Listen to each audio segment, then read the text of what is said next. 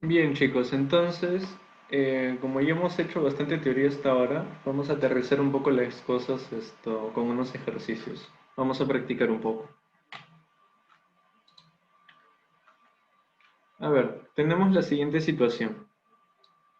Un granjero se pregunta qué dimensiones debe tener un terreno rectangular para maximizar su área, sabiendo que el perímetro debe sumar 100 metros. Ah, ok.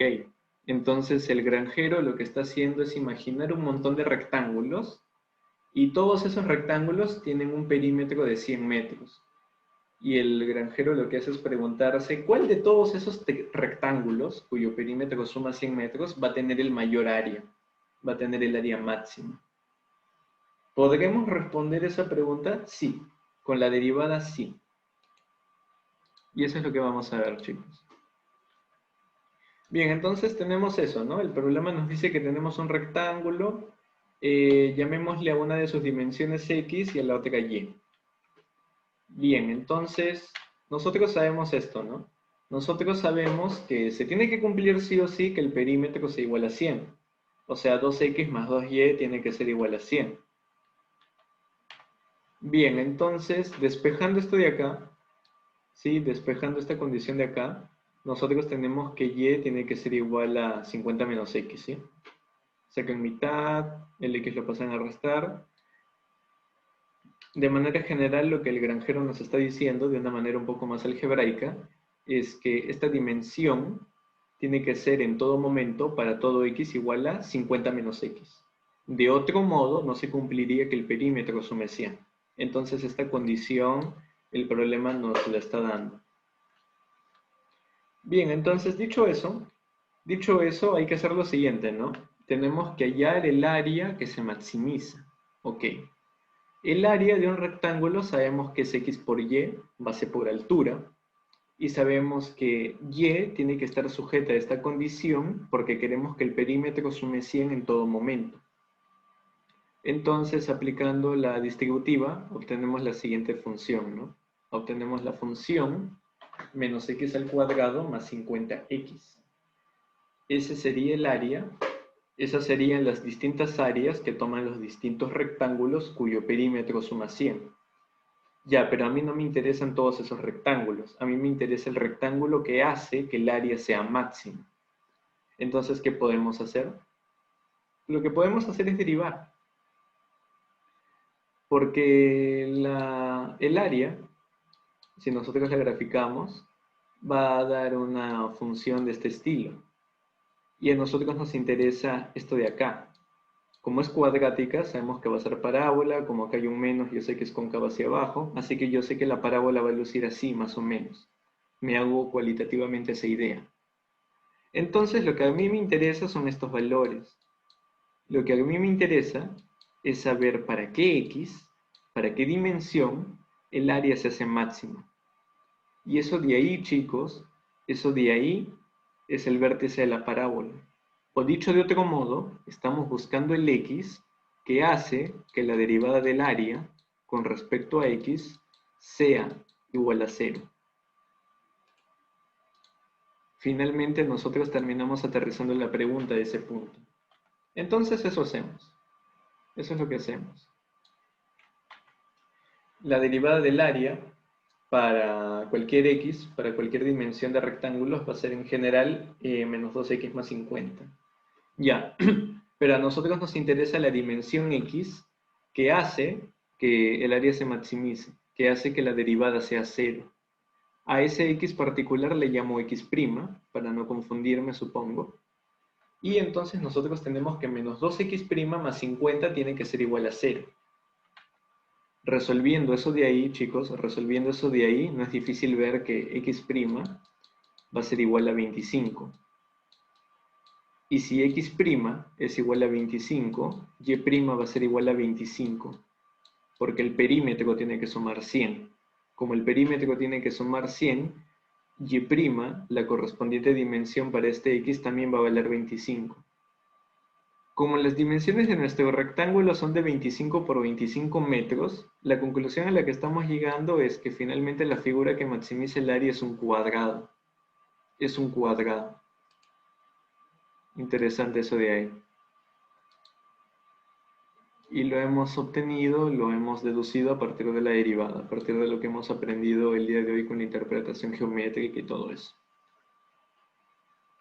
Bien, ahora les tengo otra situación, un poco más cinemática. Tenemos que la posición para todo instante de tiempo de una partícula está dada por lo siguiente, ¿no? Por t cuadrado menos 5t más 3. De manera que, por ejemplo, para el instante de tiempo inicial t igual a 0, la partícula sé que se encuentra a 3 metros de mi sistema de coordenadas. Ok, entonces está bien, ¿no? Para todo instante de tiempo, esta expresión me da la posición de la partícula. Perfecto. ¿Qué nos piden? Nos piden graficar la posición en función del tiempo. O sea, nos piden graficar esta parábola. ¡Wow! Graficar una parábola. Qué difícil debe ser eso, profesor. No realmente. No realmente. Si una recta, tú la podías graficar con 2 puntos, te informo que para la parábola va a ser necesario 3 puntos. Para graficar bien una parábola, para que quede bien definida, se necesitan 3 puntos.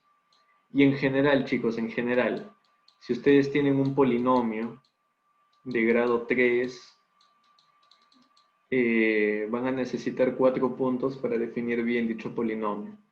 Si tienen un polinomio de grado 4, van a necesitar 5 puntos y así. Continúa aumentando la cantidad de información necesaria.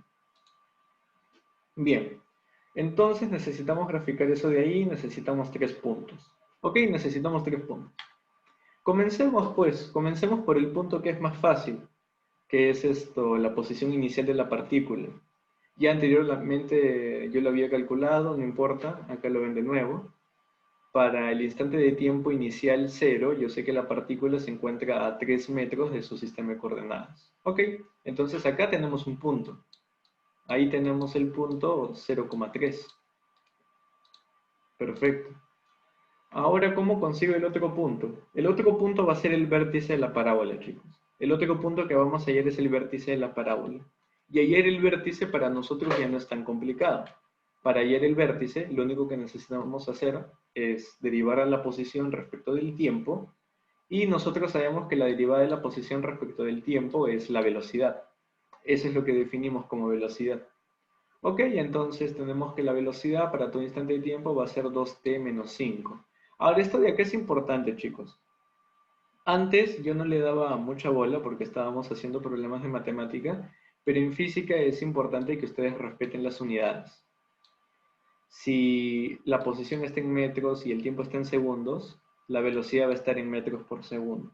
Es importante que tengan conciencia de las unidades. ¿Ok? Entonces la velocidad va a ser 2t menos 5, pero a mí me interesa el vértice de la parábola. ¿El vértice de la parábola cuál va a ser? El vértice de la parábola va a ser ese instante de tiempo que hace que la velocidad sea 0. Le llamo t', dicho instante de tiempo que hace que la velocidad sea 0. Despejando eso de ahí, tenemos que el instante de tiempo es 5 medios. En decimales 2.5 segundos. Ok, pero con esto yo tengo la abscisa del vértice de la parábola. Me falta la ordenada, me falta la otra coordenada. Entonces, ¿qué hacemos? Reemplazamos. Reemplazamos en esta expresión y de esa manera obtengo el x, la posición que le corresponde a dicho instante de tiempo. Y eso es lo que hacemos.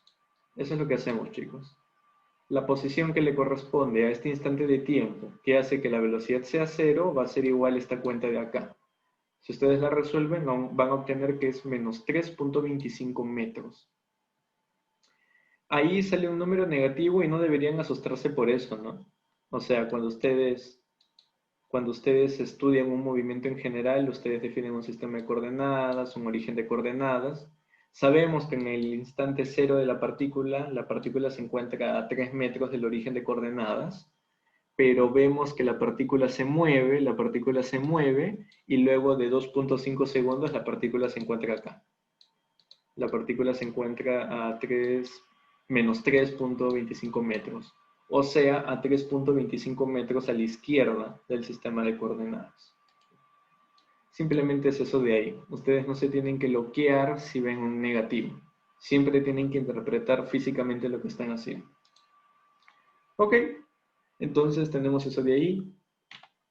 Ya tenemos un punto, tenemos el 0,3 y tenemos el vértice. Tenemos dos puntos. Tenemos este punto de acá y tenemos este punto de acá. Ahora, seguro ustedes dirán, pero profesor, usted me dijo que para graficar bien una parábola, yo necesito 3 puntos. Sí, es verdad, para graficar bien una parábola tú necesitas 3 puntos. Pero es acá donde quiero que te des cuenta de la razón por la cual yo decidí hallar el vértice de la parábola.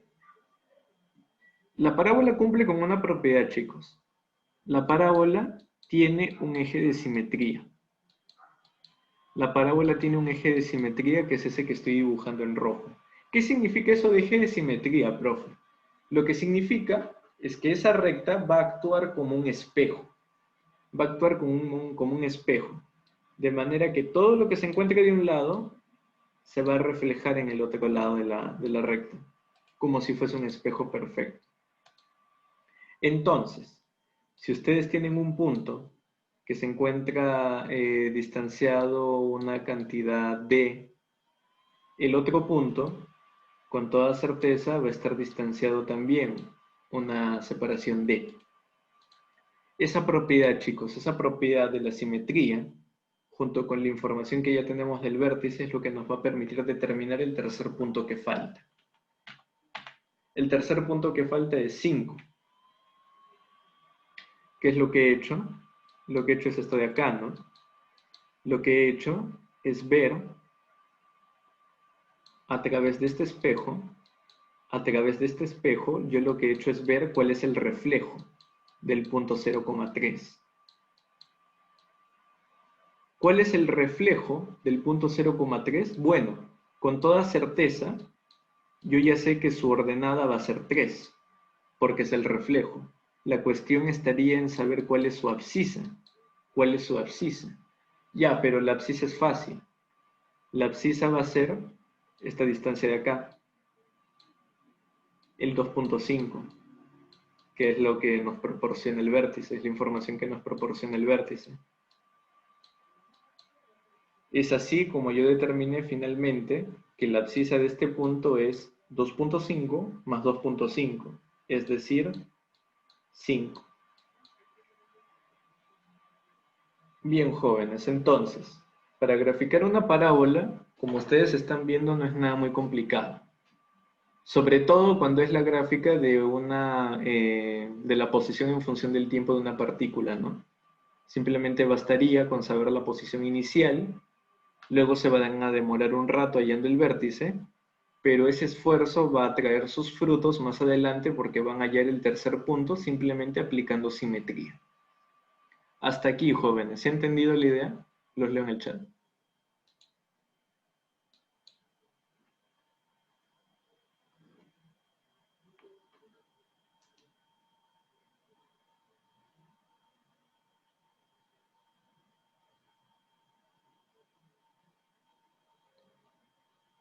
¿Tienen alguna pregunta? ¿Se ha entendido o no se ha entendido? Lo clave fue esto, ¿no? Lo clave está en que como este punto es un reflejo perfecto del 0,3, esta distancia D tiene que ser igual a esta distancia D. Y esta distancia D yo la conozco porque tengo el vértice. Sé que esa distancia va a ser 2,5. Entonces esta distancia también va a ser 2,5 y por ende la abscisa va a ser 5. Seguramente, ojo, no estoy diciendo que esta es la única manera de graficar parábolas, pero al menos para mí esta es la manera más cómoda para graficar parábolas. Para mí es lo más sencillo. Determino un punto inicial, determino el vértice derivando y finalmente obtengo el tercer punto aplicando simetría. Y esa es información más que suficiente para determinar una parábola, para determinar una función cuadrática. Los leo en el chat entonces, ¿se ha entendido? ¿O tienen alguna pregunta? ¿Quieren que repita algo? ¿Algún punto en especial de la clase? Si es algo anterior, no hay problema. Yo no tengo ningún problema con que ustedes pregunten cosas que ya hemos visto.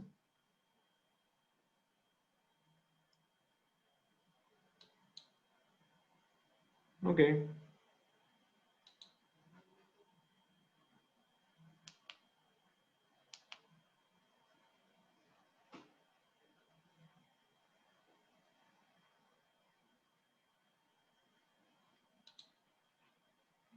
ok, ok. Bien, chicos. Si todo está bien hasta ahora, o no sé, de repente tienen dudas que están madurando, no hay ningún problema. Creo que podemos seguir avanzando. Y lo que se viene es la antiderivada. Y con la antiderivada vamos a comenzar nuestra discusión acerca de las integrales. Así que vamos a hacer un descanso de 6 minutos, ¿sí? Vamos a hacer un descanso de 6 minutos. Ahora son las 7:34. Volvemos a las 7:40. ¿Les parece?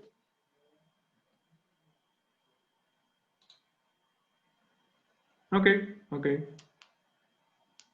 Bien, entonces volvemos a las 7:40, chicos. Y vamos a discutir todo esto de las antiderivadas y las integrales.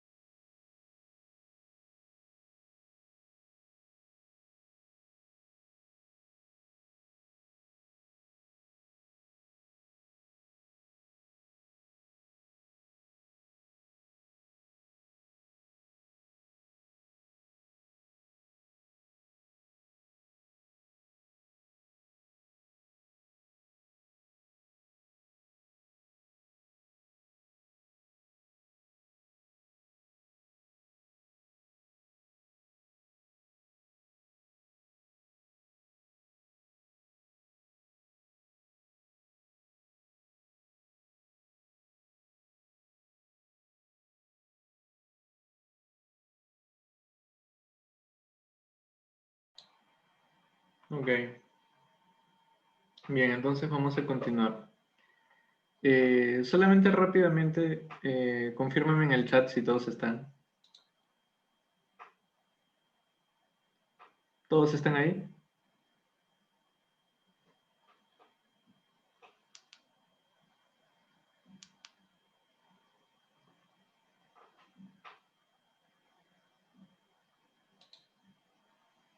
Ujú.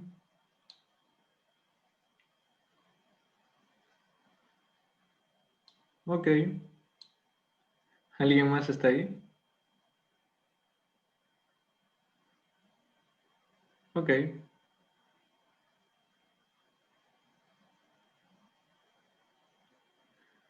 Ok, entonces vamos a comenzar con la antiderivada o integral indefinida. Son sinónimos, chicos, son sinónimos. Antiderivada o integral indefinida son sinónimos, son la misma cosa, la misma cosa. Eh, ok, entonces hasta el momento nosotros hemos visto la derivada y nosotros hemos visto que la derivada, conceptualmente hablando, es un poco difícil de enganchar, pero computacionalmente es sencillo, ¿no? Si lo comparamos con la parte conceptual, computacionalmente es sencillo. Ya con la integración ocurre lo contrario. Con la integración, ustedes van a ver que conceptualmente es un poco fácil de asimilar la idea, pero computacionalmente vienen las complicaciones. De hecho, es tanto así que existen integrales que no tienen tal cosa como una fórmula, no tienen una solución exacta. Y no queda de otra que utilizar métodos numéricos, utilizar aproximaciones para determinar dichas integrales. Pero conceptualmente hablando, la integral es bastante fácil de manejar, aunque hay ese problema con las computaciones. Ahora, no obstante, chicos, nosotros en este curso, en física, vamos a trabajar con integrales que van a ser sencillas. No van a ser esas integrales un poco feas, que incluso son imposibles, no existe una fórmula. No vamos a ver eso de ahí. En la universidad ya ustedes verán que existen integrales que son bien, bien horribles y que ni siquiera tienen una solución exacta y no queda de otra que aproximar. Bien, entonces vamos a comenzar. Y el primer paso para comenzar a hablar de integración es hablar acerca de las antiderivadas o la integral indefinida. Ese es el primer paso. Ok, entonces, nuevamente chicos, contexto. ¿Cuál es nuestro contexto? Nuestro contexto son las funciones numéricas de variable numérica. Eso es lo que estamos estudiando. Bien, ¿qué cosa va a ser la antiderivada? Nosotros llamamos antiderivada o integral indefinida de f, esta función de acá, a aquella función que usualmente se le denota como f mayúscula, que va a compartir el mismo dominio y va a cumplir con algo. ¿Con qué cosa va a cumplir? Que la derivada de f mayúscula va a ser igual a f minúscula. Ok. Si no entendieron eso de ahí o se rayaron, olvídenlo ya.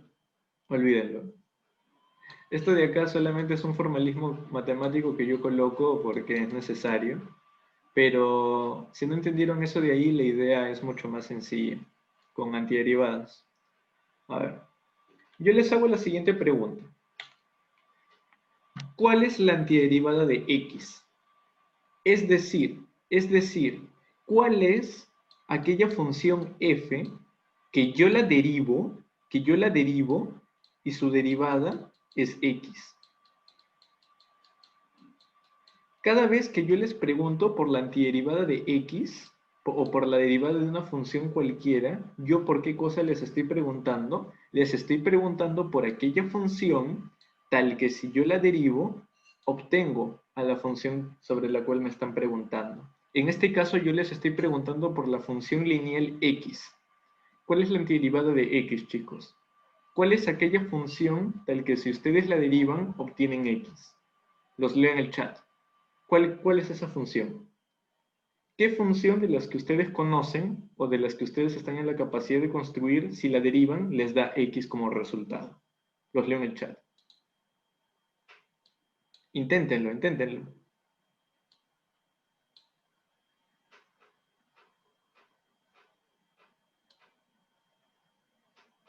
Ujú, ujú. No importa si se equivocan, chicos. La ciencia, la matemática es ensayo y error. Así que quiero ver a sus mejores candidatos. ¿Qué función, si ustedes la derivan, obtienen x como resultado? Eso es lo que les están preguntando. Eso es la antiderivada de x.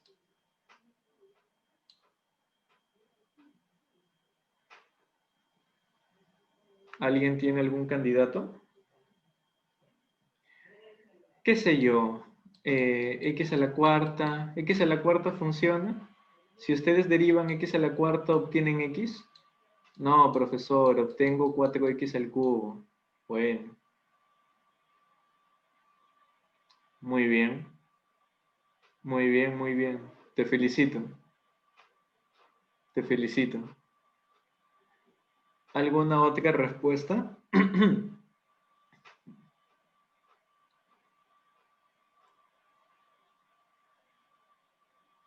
Prueben, chicos, prueben, prueben, inténtenlo. A ver qué pasó acá.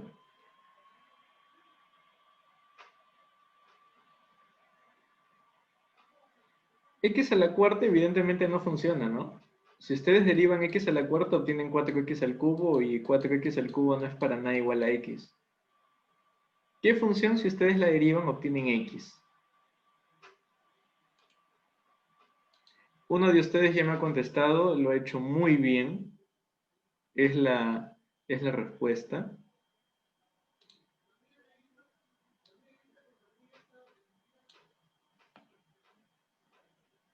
¿Qué piensan, jóvenes? ¿Qué candidato podría funcionar? Ujú. Ya. Alguien de ustedes me está dando como respuesta la derivada de x. Cuidado con eso. Yo no estoy preguntando cuál es la derivada de x. Yo estoy preguntando por una función, ¿sí? Por una cierta función tal que si ustedes la derivan, obtienen x. Y lo que me han dado es la derivada de x.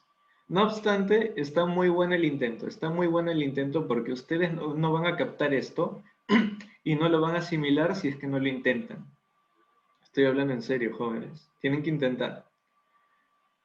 Ya sea que ustedes me lo digan o no me lo digan en el chat, ustedes tienen que intentarlo, ¿eh?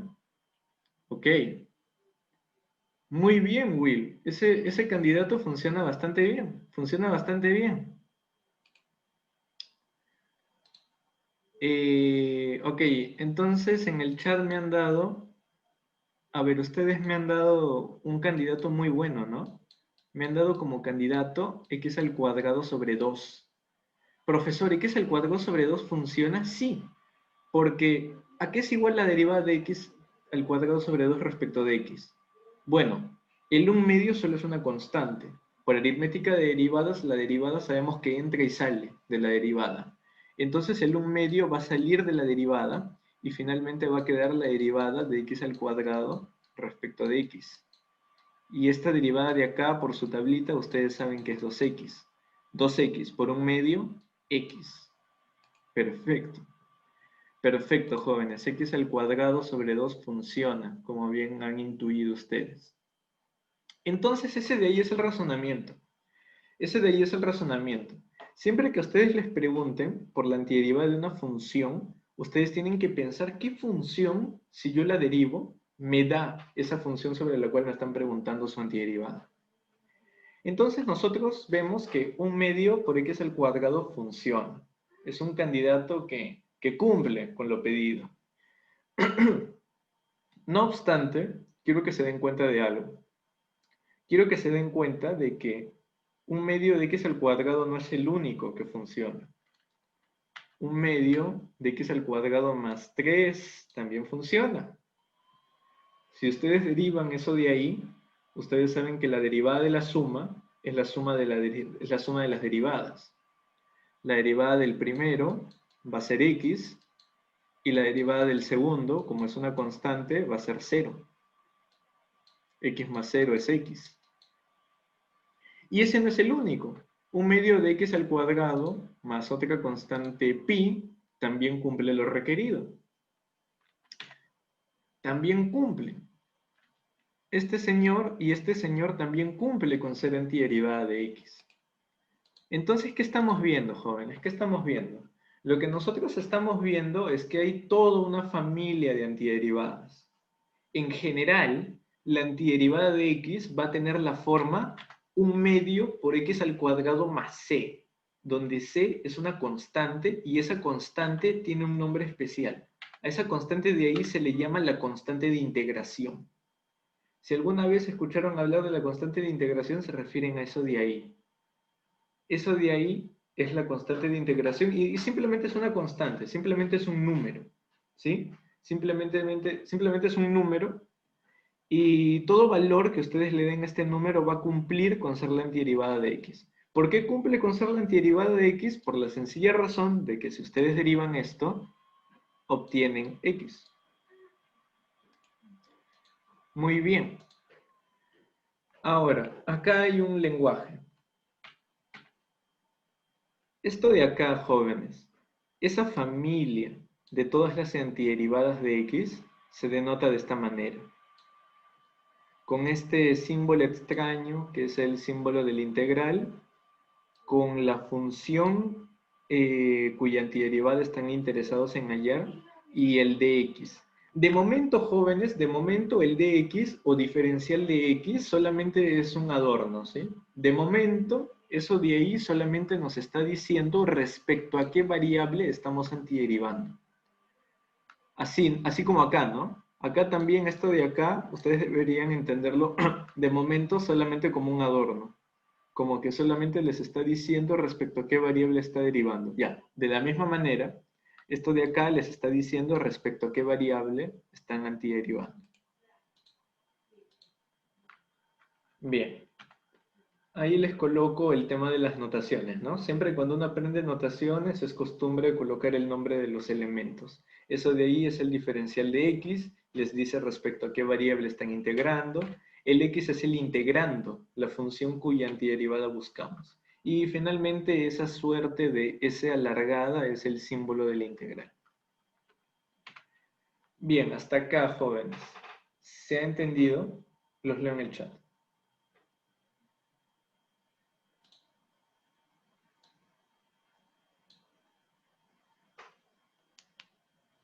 Ok. Ok. Entonces ahora lo que vamos a ver es una serie de propiedades, al igual que con la derivada, que nos van a permitir antiderivar de manera más práctica funciones que nos interesan en este curso. Entonces, como se lo podrán imaginar, lo que ahora viene es una tablita. Estas son las funciones que a nosotros nos interesan en el curso. Y acá yo coloco un K, ¿no? Un K. ¿Qué cosa es K? K es una constante, chicos. K es un número real. K es un número real. Y de manera general, chicos, de manera general, la antiderivada de x a la n es x a la n más 1 sobre n más 1 más una constante c. Y si ustedes repiten el mismo razonamiento para el seno de kx y el coseno de kx, se van a dar cuenta que esta es la antiderivada. ¿Por qué esto de acá es la antiderivada? Porque si ustedes derivan esto de acá, si ustedes derivan respecto a x esto de acá, van a obtener el seno de kx. Y si ustedes derivan esto de acá respecto de x, van a obtener el coseno de kx. Es bueno que se convenzan, ¿eh? Es bueno que hagan eso de ahí ustedes a mano. Ustedes están en la capacidad de hacer esto a mano, ¿eh? Con todo lo que hemos visto hoy día ya tienen las herramientas para hacer eso. Y de paso les serviría para practicar un poco. Bien, entonces esa va a ser nuestra tabla de antiderivadas. Y vamos a tener las siguientes propiedades que van a ser útiles para antiderivar más fácil otras expresiones que puedan surgir en el camino. Lo primero es la aritmética de antiderivadas. Y de hecho, claro, la aritmética de antiderivadas va a ser todo lo que nosotros vamos a necesitar. Bien, entonces, lo de siempre.